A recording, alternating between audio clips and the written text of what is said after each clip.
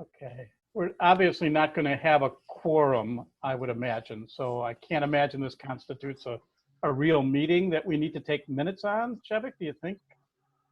I would agree with that, Bill. Yeah. Yeah, we're just,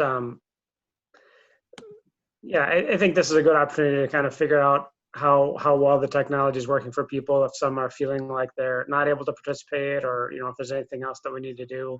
Yeah. And then when there is some specific action that the committee wants to make, then we can kind of figure that out. Yep, I think that's right.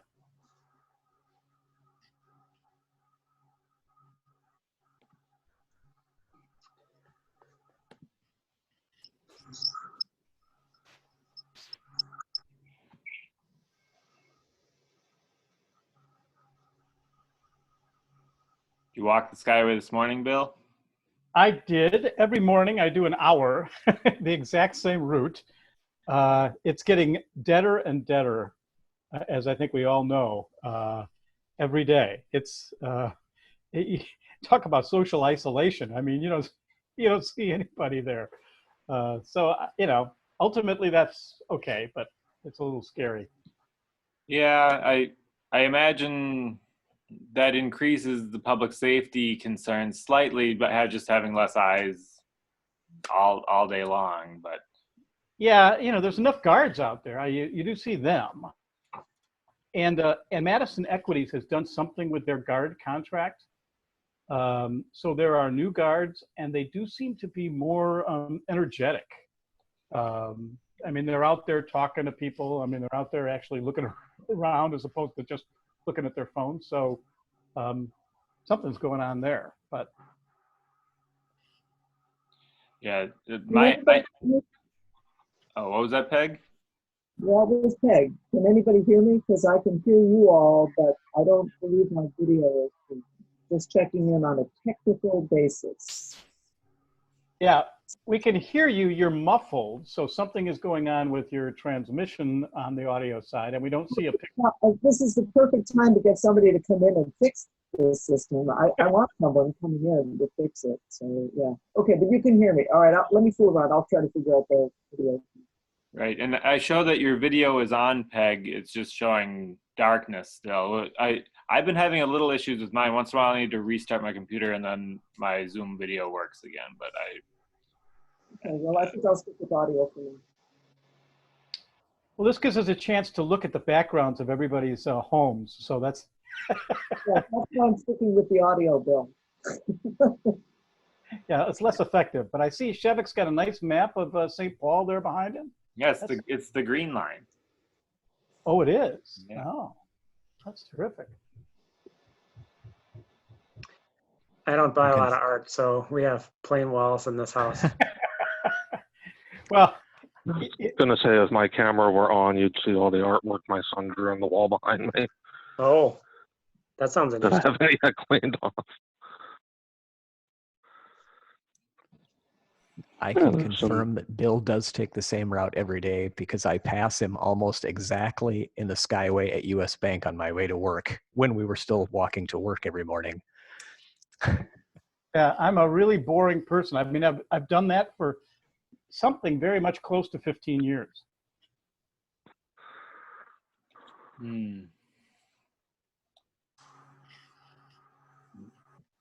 Bill Hupenpecker is getting admitted now.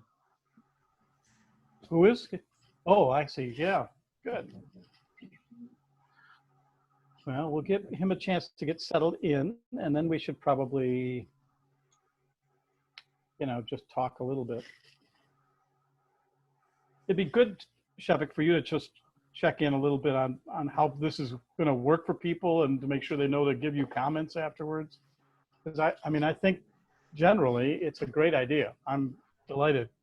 And how did the recording of the Wednesday session go? I did open it up. It took about, it was an hour and a half recording, and it took 10-15 minutes to process after the meeting to save to my hard drive, and it's like a 600 megabyte file, which isn't as big as I was expecting it to be. So presumably I could put that up on YouTube and link it from CRC website or something if we found a pressing need to share that. Yeah, I mean, is that, I think that's above the YouTube limit unless you've got a special, Oh, is it? I think it might be, but you can, you've been able to get around that. It's worth checking. But I could certainly imagine that there might be, CRC might have special events or something like that. That would be worth doing that with. Yeah, it could So be that- eligible for some sort of nonprofit benefit through you. I don't know. We'd have to look into it. But and actually this morning I had the idea that like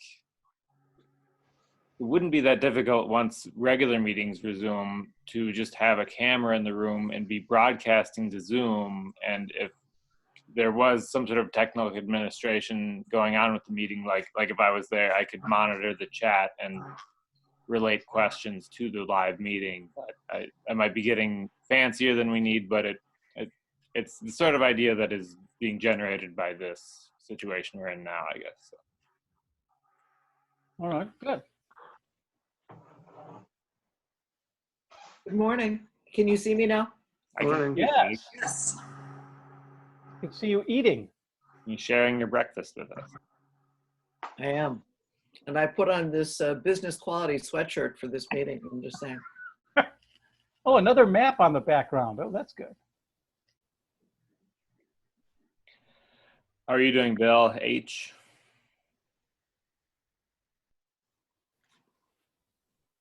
Bill Hoopenbecker, are you there? We see your microphone on and we see your camera on. Can you hear me? There you Yep. are. Okay. Morning. Okay, John, why don't you start? Okay, we'll call the meeting to order. I don't think we have any pressing agenda items, but we're mainly just kind of checking out this as a method of meeting so that when we do, have some more specific recommendations that we'd like to discuss or that kind of thing. So Bill, how would you like to start? Do you want to just kind of go around and ask for people's sort of observations about life downtown or? No, I don't think we have to be that generic. Commander Ellison is there, so if you'll fire up your microphone and camera, I would love to get just a sense of if is anything. I mean, it seems as if downtown is about as dead as it could be. Certainly, the Skyways are not particularly active, but it would be good to get Commander Ellison's 5-minute, 10-minute update on anything that's going on. Bill, if you're holding an agenda, I do have a question I want to raise at some point. Yep, you're next up after we do Commander Ellison. Okay, All right, so I just want to make sure everybody can hear me. I can hear you. Yep. All right, perfect. So the department tomorrow, effective tomorrow, the 28th, the entire department is going to be switching to an A-B schedule is what it's called, but effectively what that does is it divides our entire police department in half.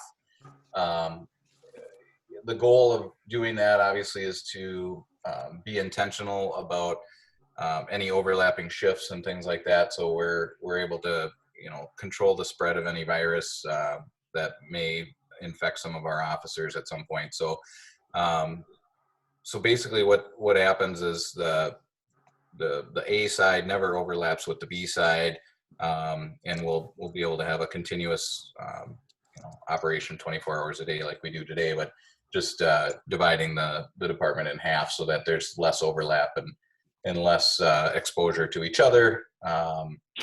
The one positive thing that this has for us downtown is that in order to have this schedule work, the department has reassigned some of the officers who typically work inside headquarters out into patrol. So essentially the downtown beat has received 6 more police officers that are assigned to the day shift. As you know, typically our day shift was Monday through Friday with limited resources on the weekends. We had 2 officers assigned on the weekends, but now again, in line with what the entire department's doing, we're going to have a full staff 7 days a week. So we do have 16 officers assigned to the day shift, which will allow us to have full staff, minimums of 4 people assigned to patrol every single day, 7 days a week during the day, and same thing at night. So we're gonna be in a good position that way. Feel like we have adequate resources, and we're gonna be able to be successful. With that, the other thing that the department's doing, obviously, is to continue to push online reporting. So we're trying to get or be in a position where we reduce the exposure to both the public and to ourselves. And we're really going to be looking at all the calls that come in. And if there's an opportunity to take that information online, we're going to do that wherever we can. You know, there's certain things that we just have to respond to. So if it's something that's in progress, or, you know, life safety issues, we're going and we're going to deal with that. All of our officers have the proper personal protective equipment to be able to respond to any situation that we need to go to, but we're just going to be intentional and be smart about the ones that we maybe don't have to go to. So, and where the online reporting isn't a good option, the other option that the department's looking at and has staffed 24 hours a day, 7 days a week, starting tomorrow, is a teleserve position. So, you know, if somebody can't do an online report, we do have an officer working at the desk that will be able to take the report over the phone if it's something, again, that we don't need to necessarily go out and respond to.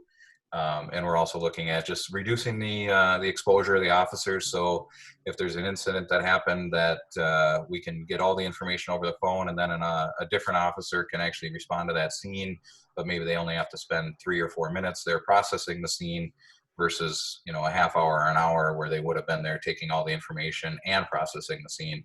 We're going to look for opportunities to do that as well. So obviously in downtown specifically, we've seen a lot of the businesses doing work from home. So it has been a lot quieter down there. And I expect that as of tomorrow, we're going to see even more of that with the stay-at-home order, where people our businesses and everything will be pretty much shut down. But again, our cops are going to continue to come to work. We're going to be there. We're going to be making sure that we ensure the safety of downtown for the residents and the community members that are there. And the other thing that we're doing too is working with our partners at DSI. You know, we had a conference call yesterday afternoon where we were talking about some of the unsheltered population, making sure that they have the resources that they need to, you know, wash their hands and stay healthy where they can. So there's a lot of stuff going on, a lot of meetings, a lot of planning, but you know, big credit to the city leadership and our police department leadership that I really feel like we're set up for success, and we have all the resources we need to continue to do our job and to make sure that everybody is safe and healthy. Terrific. Any questions? Commander, this is Peg. I just want to say that we're living in a new world, and from this particular part of the new world, I'm sure that everyone here appreciates the not just the customary work of the department, but the sort of thoughtful application of your customary practices to present conditions. Your work is appreciated, and we hope that you would pass that on to your colleagues. Yeah, absolutely. And you, yeah, it can't be overstated that the world has changed. So I appreciate that, though. Thank you.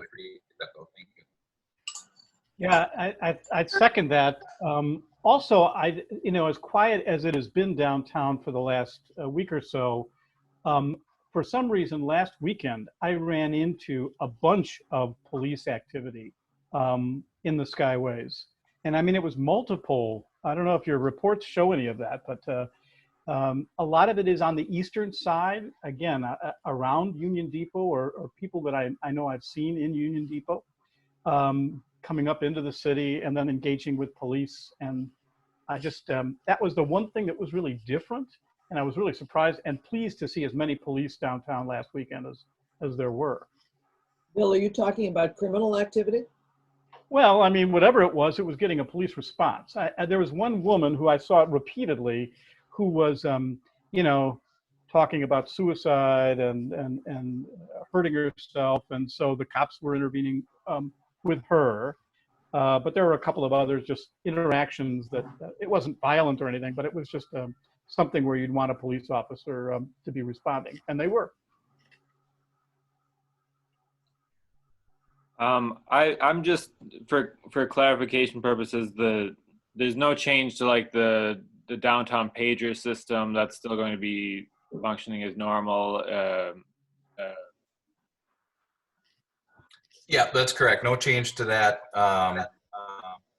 You know, the majority of the time when that pager is called, I don't foresee us trying to divert any of those types of calls to a online or a teleserve. So what I would say is just continue to use the pager the way it's always been used. And again, we're going to be fully staffed 7 days a week from 6 a.m. until 1 in the morning for the downtown shift. So that pager is a good option during those hours. Outside of those hours, the central district covers downtown and they do not have access to the pager, but I think there's no change. Everybody is already aware of that.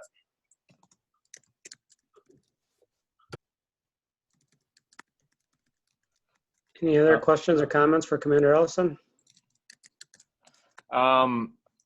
If there, after the stay-at-home order, if there are like groups of people congregating downtown, is there any mandate from the police to like try and disperse crowds, or should we expect to see that, or should we be concerned, like if we see a big crowd of people gathering, should we be contacting anyone?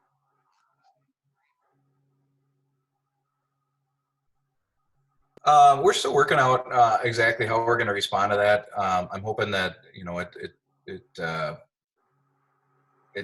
that most people will adhere to that order. The reality is if you see stuff like that, you know, you can feel free to call it in and we'll respond appropriately. You know, it's yet to be seen what it'll look like, you know, as far as our response, but obviously, you know, the police department's committed to making sure that we do what is needed for public safety, and we do it in a respectful and you know, the St. Paul way, as we say. So I don't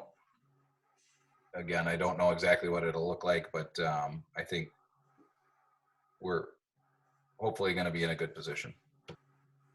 Okay, thank you. All right, we can, I think, move on, John, to Peg's question. Okay. Yeah, this is just a kind of a random thought. I walk the Skyways too, and not as early as Bill usually. And I really don't know the answer to this. So it's just a flat out question. Is there any relationship between the responsibilities of this committee and the physical environment in the Skyways regarding cleaning, sanitation, I don't know what. The Skyways are a public-private partnership. They're part of the movement infrastructure of the downtown. And there are people who are still using them, and we want people to use them. Do we have any curiosity as to whether or not building owners or the city are doing more cleaning, more wiping down? I don't know what. This is a question about the new wave, which regardless of how the progress of the pandemic goes, is not going to go away. It's going to be here. So I don't know. What do you all think about that?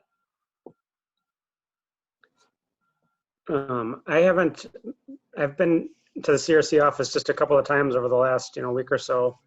I guess I don't know the answer to that. When I've been walking around the Skyways, if I see like something's been spilled, I'll sometimes try to contact, like, let's say it's Pioneer Endicott, you can look up their building management and just call them, and usually they'll respond right away. So, but I think what you're asking is like maybe cleaning like the handrails and things like that, or other things, elevator buttons that you might touch, escalator. Or garbage, like we usually see, we often see as we go through the Yeah. I'm asking Well, whether or not there ought to be a ramping up of antiviral level concern. well, let's ask Nan Hines. I see Nan Hines is on the call. Nan, if you could, have you been given any instructions by the city to ramp up the cleaning around Great Northern Building? No, we have not. However, we've taken it upon ourselves to do the additional cleaning, especially the high touch points. We're having a hard time keeping up with it though, because we are seeing more activity on the skyways and we're incurring more vandalism in the building. Yeah, that's interesting. I've seen some damage in your building, which is disturbing. And again, I do see more activity in that part of town. And as the regular residents stay more at home, I think it becomes more apparent. So anyways. Yeah, it just, so we're doing everything we can. We're going into, you know, just essential employees, which I'm considered one of them. We'll continue with security here and janitorial. All right, thank you. Yep. I would think, this is Peg again, I would think that, thank you for that, Nanette, and I would think that in a situation where the value of good citizenship is becoming more apparent, I would think that good citizens, building owners, and everyone would understand that a ramp up in public thinking about public safety is a good thing. My question is whether or not there's any, whether or not our committee has anything to do with that, or whether we're just experiencing it in the same way that everyone else in the downtown is. Well, I guess if you accept what our job is to advise the city council, I mean, we certainly could do that at some point if we thought there was a general ongoing concern or something that we would like to see happen in the Skyway. We could certainly advise the city council that they should make that admonition to building owners, or at least in the bridges should ramp up the chance of you know, the rails and the door handles being cleared. I mean, we certainly do that. I don't know if this is helpful, but I went to, we're Costco members, and I went there, and they have something that looks kind of like a tank sprayer that they're spraying off the shopping carts. So when you go to get your shopping cart, it's wet, almost like it's been on the rain. But it's apparently that's just an example. You could almost do something similar and, you know, spray. I would think, but maybe the buildings already have ways to quickly clean the handrails and stuff. I don't know.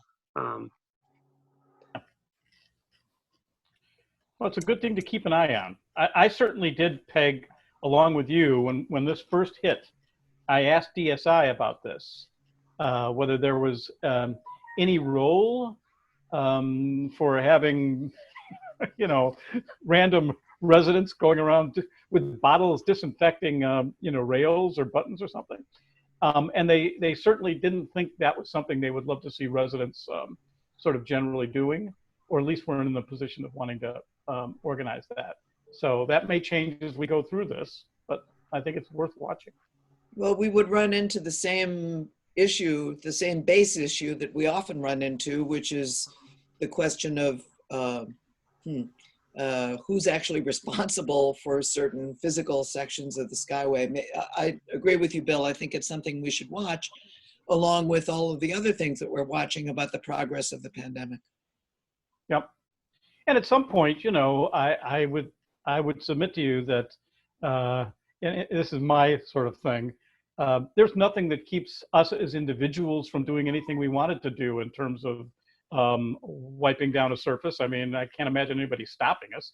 So if at some point there was a group of citizens who thought that was a big issue, you know, that could certainly be something that we could do. Right now, I think there's just a general sense of we're all trying to get used to this new normal and figure out what the priority should be. I agree. Thank you. All right. There's one other item I know about, and that's just something I've been doing again in this notion of don't wait for a committee to do anything, just go out and try to do it. As I think I've said to you guys a couple of times, I have been working with the Red Cross to try to get regular blood donation location in the Skyway system, something like a monthly thing that you could promote, that people would know that if you're a resident or a worker, you could count on that being open. It's not dependent on you being a Securian employee and waiting for the Securian event. Anyways, the Red Cross has been quite open to this, and we've been looking at a couple of places. And then the pandemic thing hit, and as you've probably heard everybody, including the governor and the president and everybody else say, there's a serious problem with blood donations now. A ton of organizations have canceled their donation drives, and a lot of people are concerned. So the Red Cross is they're struggling with their own organizational problems, but they're trying to stand up some emergency blood donation locations. We now have one booked in downtown St. Paul, and I'm working on a second one. The one that's booked is April 9th from 10 o'clock to 4 o'clock at the Hill Center. The Hill Center is what you recall as the now defunct James J. Hill Library. But it's open and available for us to go in. We will probably go in, not this entrance that you see displayed here. The Hill Center staff is asking us to go in on the Kellogg side. We just got approval of this date yesterday, so nothing has gone out, so you guys are the first to really hear about this. But obviously, I will be sending to each of you, and we'll hope you will send to all of your contacts and anybody else you can send it to. More complete information about where to go to sign up. I think they will be accepting some walk-ins, but they would like to do most of this by sign up because they're trying to maintain sort of a normal separation between the beds and people waiting in line, and they don't want a crowd. I believe they've told me they're going to do temperature testing, obviously for the volunteers and for their own staff, but also for everybody who comes in and donates to make absolutely sure we don't have somebody who's got a temperature. And it's a really big need. I mean, there's obviously still accidents going on and still some surgeries going on, and there's apparently it's just a real downturn in the level of blood donation. So Linda Cole has offered to assist in this, and we've got a couple of other people, including I discovered Gary Sipra's wife is a former Red Cross employee down in Northfield, I think. And so she's been extremely helpful. She went to donate blood this last week in Northfield and answered the big question I had. She said there was a giant line.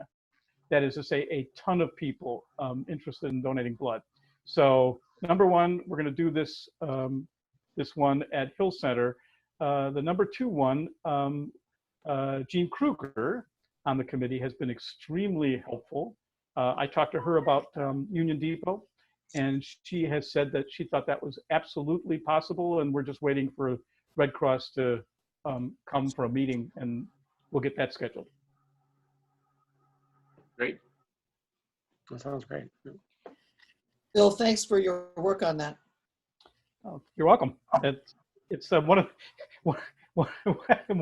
the things you could do when you're sitting in a room with a computer. It's just communication at this stage. But I have to say, for those of you who know Tamara Prado, who is the still executive director of the Hill Center, she's been extremely helpful. And TPT, the new leadership of TPT, was helpful in connecting us with that resource. So that was interesting as well.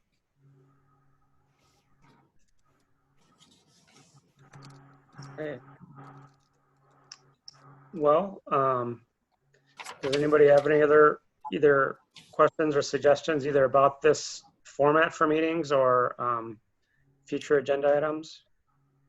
You know, I just want to thank Shevik for setting this up, and we've been using WebEx as our platform. We've had some troubles with it, and this is now my second experience with Zoom, and it actually has been a really, really good platform to do this stuff. And I think you know, in absence of being able to meet, I think this is a great way to communicate with people. Bill, I was wondering if there's any follow-up on the 333 Sibley issue. Not that I've heard. As you can see, they've posted their fairly bold signs, basically instructing the public not to go anywhere near their building. There has been some email exchanges, one from a resident inside the building, and then one from somebody else that has primarily gone to Council Member Naker. I've weighed in on it, and the one that wanted to go to the committee, I think I've sent to the committee as well. But I know of no other concern. I've talked to Nan Hines, who's still on the call, and basically updated her. Obviously, Nan has opened up the parallel path, which has to some degree relieved that pressure. But I don't, Nan, are you still, I mean, is that likely to stay open, or are you still in process with the city? You know what, because of the turn of events, I don't think it's a priority right now for me to adjust the Skyways. I think we have bigger things that we need to deal with right now, and just the safety and welfare of everybody. So I'm not in favor of 333 Sibley shutting down that Skyway, and we will proceed with it. But let's get through the next couple weeks. Okay, yeah, fair enough. I mean, I personally believe, as you've all heard me say, that Nan has an issue because, you know, essentially by closing 333 Sibley, the city has directed all of the traffic now through 180 East 5th. I'm trying to call it the Great Northern Building because that's what they want us to call it, but through the Great Northern Building. And I don't know how the city can make that winner and loser decision. I mean, they're basically taking the problem and moving it from one building to another building, and I don't know how they justify that, but that's part of the conversation that goes on and on. I do have a suggestion for a future meeting, which would be an update on the wayfinding process. Say some more about that, Linda. What? So we've heard a little bit about it, that somebody's working on it and somebody's looking at different kinds of models, and I'm just kind of wondering where we are on that, because the current signs are really out of date. Yeah, I mean, we, when Andy Flam was the chair, we did talk about that fairly regularly. Tom Ferrara has been giving updates on that. I don't know, Bill Hanley, do you want to kind of take a stab at that, or? Well, you know, again, Linda, yes, exactly what John said. This was essentially the pet project of one of the previous chairs. You know, it's nothing that the committee can do other than every time I summarize for the city council the issues that the public has said they're concerned about. Access to the system is clearly a big one, but wayfinding within the system is another one. Everybody, I don't think it's an informational, I mean, they know that it's an issue. And I think, you know, the question is finding someone to take responsibility for coming up with a better answer than the signage we currently have. I mean, the physical signage is just, it's probably out of date, true, but it's never going to be much of a solution to getting from one part of the Skyway to the other. And so, you know, there've been various discussions of, you know, marked paths along the Skyway, color-coded paths that you could follow to get from one prominent location to another. There's been obviously discussion of an electronic app, and that was the one that was most recently discussed. I think what we heard from Emma last time that this got discussed was that the Alliance and Joe Spencer and Emma with the Alliance are really going to take that on. They're in discussion with people with apps. None of this sounds like a very firm answer because it really isn't. But what you're hearing is the sort of the response of some of us who've been around saying, you know, we ought to continue to call it out as a major problem. That's our job, advising the city council that, hey, you continue to have a big problem here as new residents come into the system or new workers come into the system, and you ought to find somebody who's got some money to fix it. And that isn't us.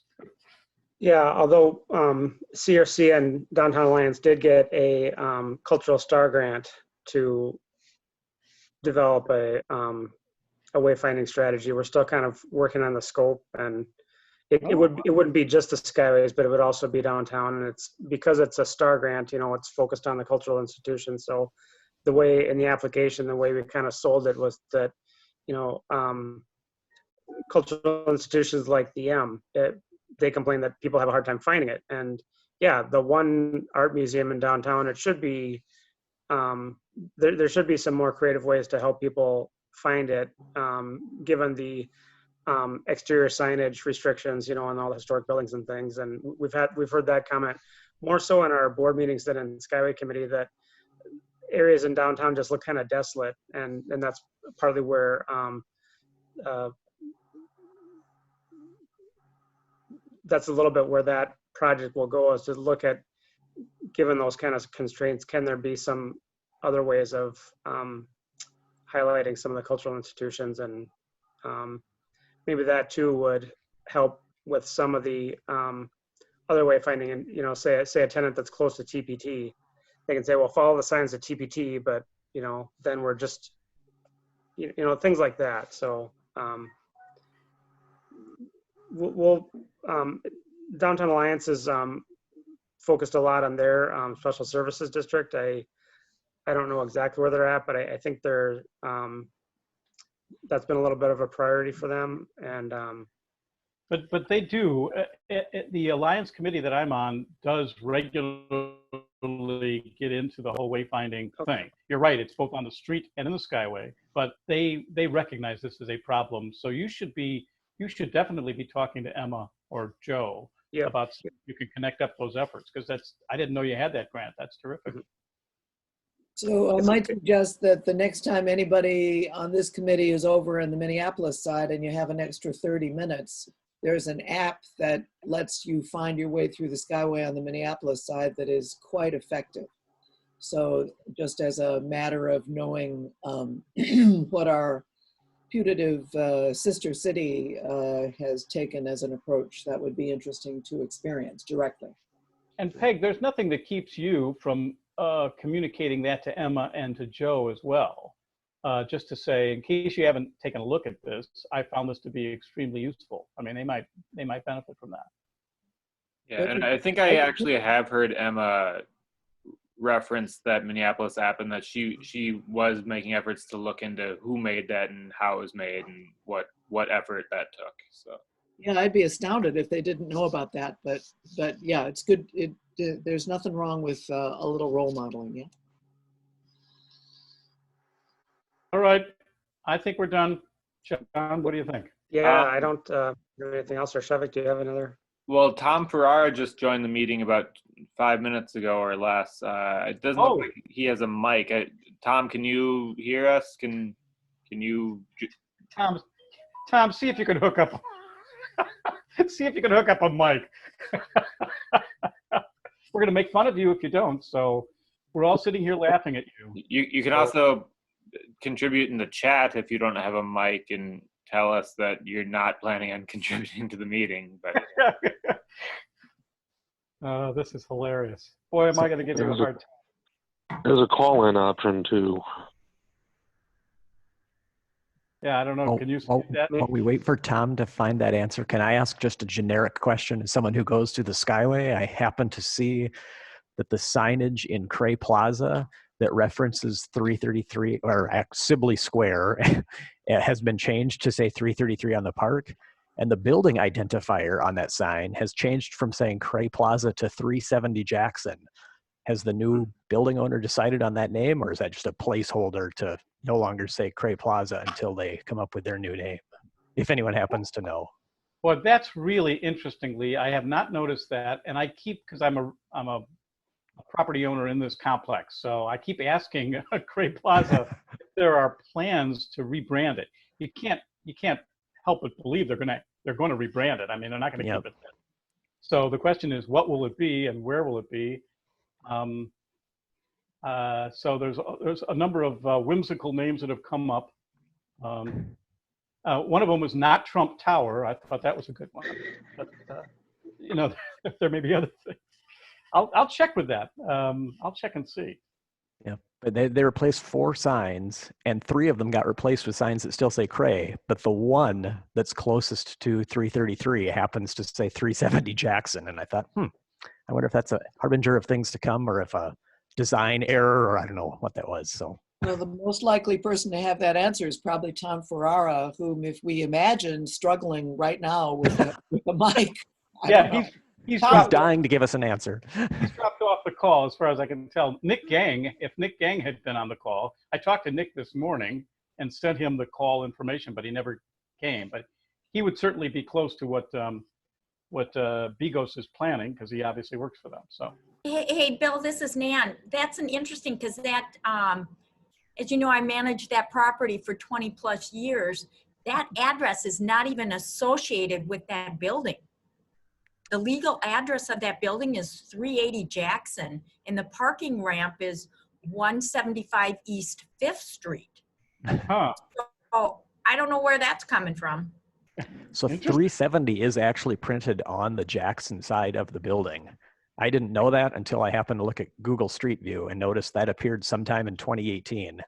That it now says 370 on the side facing 380 Jackson. So I wonder if, on Jackson Street, I'm trying to get my bearings here.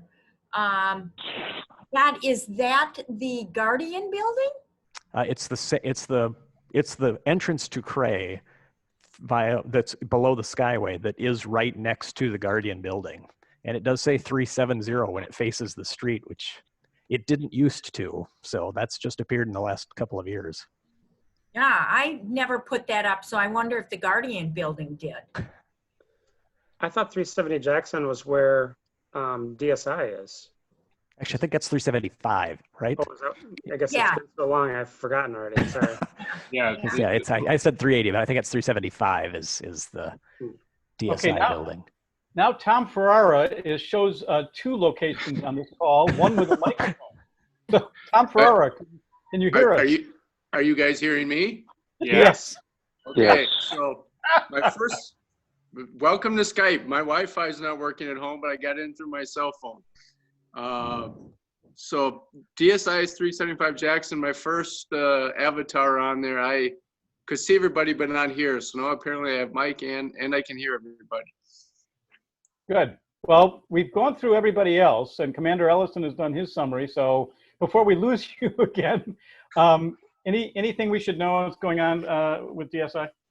I think the main thing I've been trying to hammer up to the administration over the past 3 days, actually I started on March 4th, so they're finally listening now, is with the stay-at-home orders and whatnot, whether or not it applies to the Skyways. My fear is tonight we're going to have a couple buildings close at midnight that think it applies to them.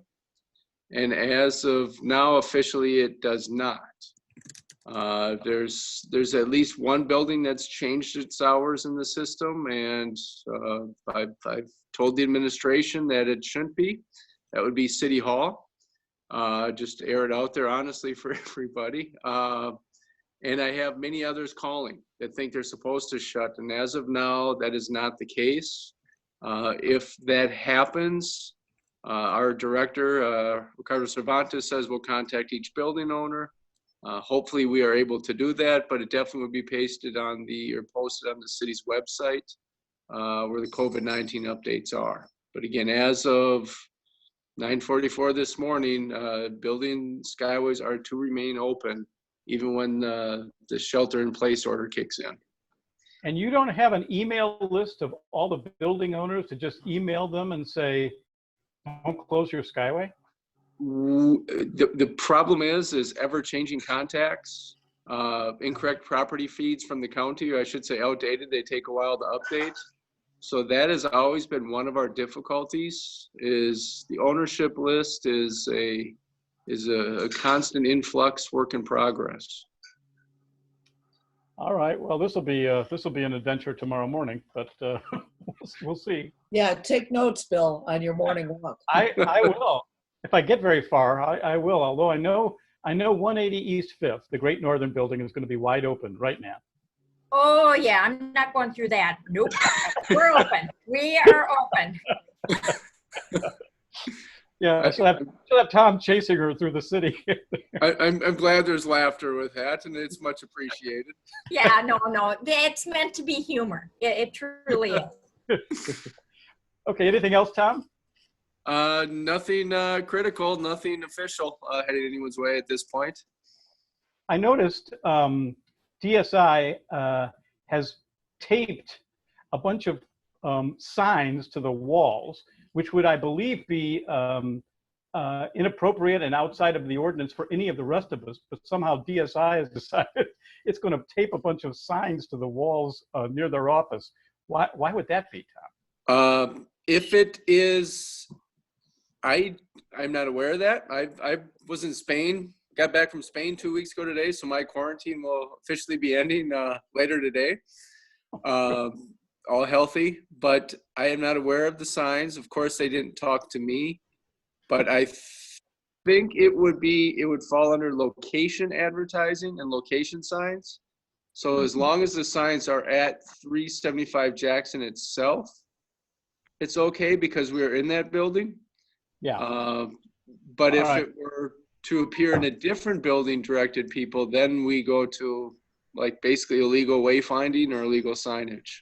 All right. Well, we'll let you off the hook on this one, but I did talk to Dan Angelic about it and just say, hey, because they're the cheesiest looking signs too. They're like handmade signs directing you to DSI. It's really, and he said that you're doing something with your offices. You're going to make them more open, or you're going to do some renovation to the building front on the Skyway. I don't know what it was. They are doing a couple gender neutral bathrooms. They're creating a virtual workspace, what is now 2E, our big meeting room on the Skyway level. Everyone comes to DSI and they can't get all the answers they truly need because we have offices all over. We deal with the state. So they're trying to create a virtual workroom where we can hold meetings kind of like we're having now with the customer, with someone that walks them through everything they need to start up a business or to do a building project. So that's what's being built down there. I don't know how much it will actually change the look other than a couple more doors probably along that wall in the small corridor. I see.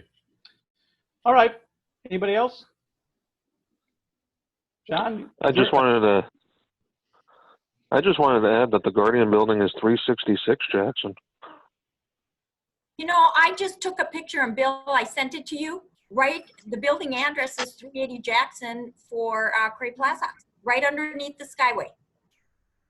Yes, Cray Plaza, that's what I've been putting in all my notes, and the map as of right now is 380 Jackson as we await an official new name. Oh, Tom, are they in a process of renaming it? I haven't heard anything. So as of now, it would still be considered Cray, but with Cray abandoning downtown, I've just put 380 Jackson on the map. Yeah. So there's a new sign up, Tom, that we were talking about, I think, before you came onto the call. Somebody saw a new sign in there with a mystery address. Interesting. Okay. Okay, John. All right. Thanks, everybody. I thought this was great. And Signing off. once again, thanks to Shevik for pushing this. This is going to be one of those things that I bet we will use a ton. So this is great. So everybody clean up your offices and we'll all see you next time. I'm talking to myself. Okay, bye. All right, bye. Take care. Bye.